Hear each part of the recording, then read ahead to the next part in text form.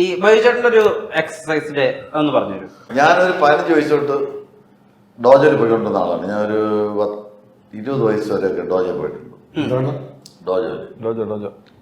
Karate ക്ലാസ്സിൽ അവിടെ നിന്നാണ് നമുക്ക് ഇസ്ബാക്ക് കിട്ടിയത് കേട്ടോ.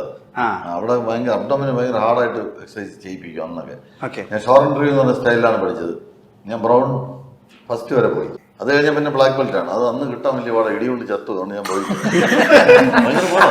ഇപ്പൊ ഈ ചുമ്മാ പിള്ളേരെ ബ്ലാക്ക് ബെൽറ്റ് കിട്ടി ഇടങ്ങുന്നില്ല. അതുപോലെ അല്ലേ അന്ന് ചെന്നൈയിൽ പോകണോ ബാംഗ്ലൂർ പോകണോ, അവിടെ പോയി സ്പാറിംഗ് ഒക്കെ ഉണ്ട്. അതൊക്കെ ഇടിച്ച് നശിപ്പിച്ചുള്ള സംഭവം. അതുകൊണ്ട് ഞാൻ ബ്ലാക്ക് ബെൽറ്റ് എടുക്കാൻ പോയില്ല. ബ്രൗണോട് ഓടി സ്റ്റോപ്പ് ചെയ്തു. അത് കഴിഞ്ഞ് പിന്നെ 20 വയസ്സ് കഴിയുമ്പോൾ ജിമ്മിൽ പോകുമായിരുന്നു കുറേ കാലം. അന്ന് കോലമഞ്ഞ ജിമ്മൊക്കെ അതുപോലത്തെ വലിയ സംവിധാനമൊന്നുമില്ല. പക്ഷെ അന്ന് ഞാൻ ഒരുപാട് പുഷപ്പൊക്കെ ചെയ്യുമായിരുന്നു. പുഷപ്പ്, കസർത്ത് എന്നൊക്കെ പറഞ്ഞാൽ ഇപ്പോഴത്തെ ആൾക്കാർക്ക് അറിയാമെന്ന് തോന്നുന്നു. പിന്നെ പാരൽ ബാറിൽ നന്നായിട്ട് ചെയ്യുമായിരുന്നു. അങ്ങനെ ഒരു 26 വയസ്സ് കഴിഞ്ഞപ്പോഴത്തേക്കും അത് നിന്നുപോയി. ഇത് നിർത്തിയാൽ പെട്ടെന്ന് പോകും. ഈ മസിലുണ്ടാക്കി ഈ ജിമ്മിൻ്റെ ഒരു പ്രശ്നം അതാണ്. നമ്മൾ വർക്കൗട്ട് നിരന്തരം ചെയ്തുകൊണ്ടിരിക്കും. നിർത്തിയാൽ ഇത് പോകും. പിന്നെ ആ ഷേപ്പൊക്കെ എങ്ങനെ കിടക്കും എന്നുള്ളതേ ഉള്ളൂ.